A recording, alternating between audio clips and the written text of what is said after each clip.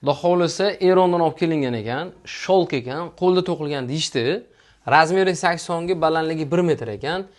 Naturalniy ipek deyishdi, lekin bu yerda menimcha o'ylashim bo'yicha ipek bilan shers bo'lishi kerak. Lekin 100% shers ipak deyilgan ekan.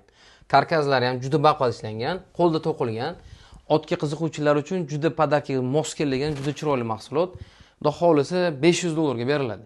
Kimga kerak bo'lsa nomerlaringizni telefon qilib aloqaga chiqsangiz bo'ladi. Noyob model podarkaga olsangiz ham bo'ladi, o'zingiz qo'yib qo'ysangiz ham bo'laveradi. Salomat bo'ling. İtalyanskiy farfor $7000 ga olingan ekan. Qancha to'g'ri-no'to'g'risini kommentariyada yozsanglar.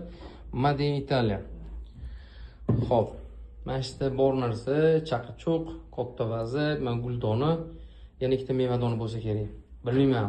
Kim biladi nimaligini, men to'g'ri uncha tushunmayman posudani, lekin yangi narsa, toza italyan mahsuloti $7000 ga olingan ekan, menga yetish bo'yicha.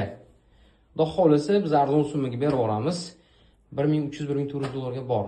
Nalichida kimga kerak bo'lsa aloqaga chiqasizlar.